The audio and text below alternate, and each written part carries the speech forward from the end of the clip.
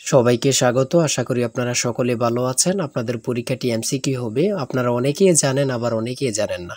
আমি বলে রাখি আপনাদের পরীক্ষাটি এমসিকিউ হবে। আজকে একটি এমসিকিউ পরীক্ষার মডেল টেস্ট নিয়ে এসেছি। ইনশাআল্লাহ এই মডেল টেস্ট থেকে 25 থেকে 30 নাম্বার আপনি অনায়াসে কমন পাবেন। শুধু কষ্ট করে একটু সময় নিয়ে সম্পূর্ণ ভিডিওটা দেখেন, আপনি পরীক্ষায় পাস করতে পারবেন।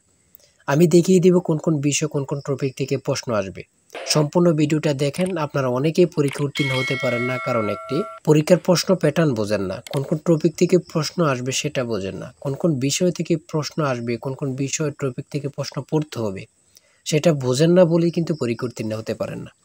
আপনাদের পরীক্ষাটি এমসিকিউ হবে। যেমন এখানে রয়েছে সুশিক্ষিত লোকই মাত্র স্বশিক্ষিত উক্তিটি কার। মনে করেন সঠিক উত্তর হচ্ছে প্রমোদ চৌধুরী।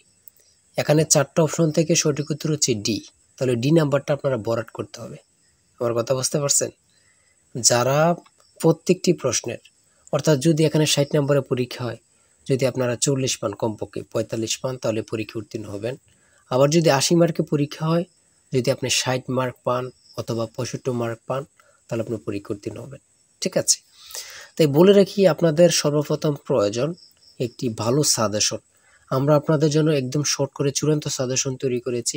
পরীক্ষার প্রশ্ন প্যাটার্ন যেমন থাকবে সেম প্যাটার্নে আমরা একটি চূড়ান্ত সাজেশন তৈরি করেছি। সাজেশনটি নিতে স্ক্রিনে দেওয়া হোয়াটসঅ্যাপ নাম্বার রয়েছে, ইমো নাম্বার রয়েছে। দুটোর মধ্যে যে কোনো একটি মেসেজ করে সাজেশনটি সংগ্রহ করুন। সাজেশনের মূল্য 100 টাকা। আমি বলি অবশ্যই প্রত্যেকে আমাদের সাজেশনটি সংগ্রহ করবেন, আপনি পরীক্ষায় পাস করবেন। যারা বিভিন্ন চাকরির কারণে, কাজের কারণে অথবা পড়ালেখা একটু বুঝেন, কম সময় পান না, তারা অবশ্যই আমাদের এই শর্ট সাজেশনটি সংগ্রহ করে শুধু A to Z পড়ে যাবেন। পরীক্ষা দিতে গেলে আপনি উত্তীর্ণ হয়ে যাবেন ইনশাল্লাহ। তাই বলে রাখি, প্রত্যেকে 100 টাকার বিনিময় হলো। স্ক্রিনে দেওয়া হোয়াটসঅ্যাপ নম্বর রয়েছে, ইমো নাম্বার রয়েছে। দুটোর মধ্যে যে কোনো একটি মেসেজ করে সাজেশনটি সংগ্রহ করুন। আমি মূল প্রশ্ন প্যাটার্নে চলে যাচ্ছি। এখানে সর্বপ্রথম রয়েছে সুশিক্ষিত লোকই মাত্র স্বশিক্ষিত উক্তিটি কার। সঠিক উত্তর হচ্ছে প্রমোদ চৌধুরী। আমরা জানি প্রত্যেকটি পরীক্ষায় বাংলা, ইংরেজি, গণিত, সাধারণ জ্ঞান থেকে কিন্তু পরীক্ষায় প্রশ্ন আসে। ঠিক আছে? এমনভাবে কিন্তু আমরা যে প্রশ্ন উত্তরগুলো নিয়েছি খুবই গুরুত্বপূর্ণ। হ্যাঁ, যেমন 3 নম্বরে রয়েছে উপযুক্ত শব্দটির অর্থ কী। সঠিক উত্তর হচ্ছে উপরের উল্লেখিত। এখানে বিপরীত শব্দ, সমার্থক শব্দ, ট্রান্সলেট থেকে অবশ্যই প্রশ্ন থাকবে। ঠিক আছে? কোন ভাষার শব্দ, ভাষা থেকে একটি প্রশ্ন থাকবে। হ্যাঁ, তারপরে রয়েছে অপরিণত অর্থে কাঁচা শব্দের ব্যবহার কোনটি। কাঁচা বয়স। মাথা দেওয়া শব্দটির অর্থ কী। দায়িত্ব গ্রহণ। হ্যাঁ, বুঝতে হবে কিন্তু আমাদের সাজেশনের প্রত্যেকটি প্রশ্নের ব্যাখ্যা ও সমাধান সহ পেয়ে যাবেন। ঠিক আছে?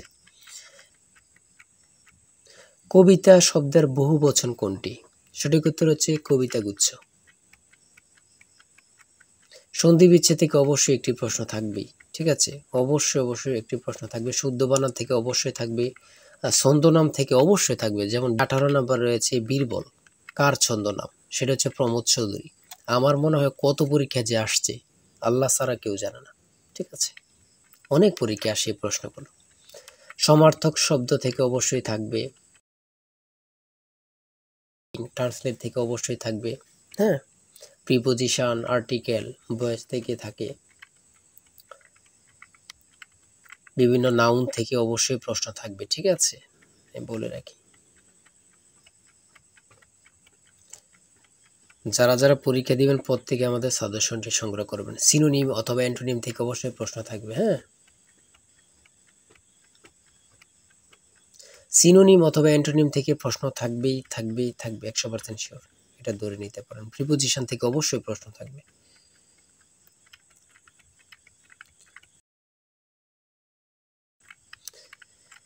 বাংলাদেশের সুপ্রিম কোর্ট মোট কয়টি বিভাগে অথবা বিভাগ নিয়ে গঠিত। সঠিক উত্তর হচ্ছে 2টি।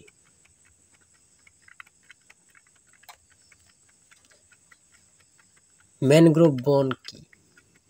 সেটা হচ্ছে উপকূলীয় বন। খুবই গুরুত্বপূর্ণ।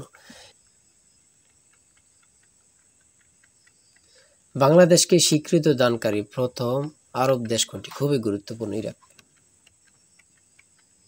আয়তনে বাংলাদেশের বড় জেলা কোনটি? খুবই গুরুত্বপূর্ণ। রাঙ্গামাটি। ঢাকা কত সালে সুবা বাংলার রাজধানী হয়? সঠিক উত্তর হচ্ছে 1610 সালে।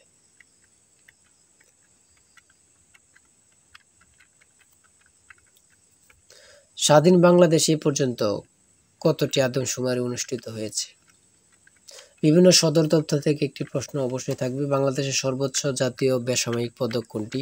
স্বাধীনতা পদক। ও এখানে আবার থাকতে পারে বাংলাদেশের সর্বোচ্চ জাতীয় পদক কোনটি? স্বাধীনতা পদকই হবে। ঠিক আছে, একটা প্রশ্ন দেখা যাচ্ছে একই প্রশ্ন, কিন্তু এটারে একটু ঘুরিয়ে ফিরিয়ে দেওয়ার কারণে আমরা অনেকেই বুঝতে পারি না।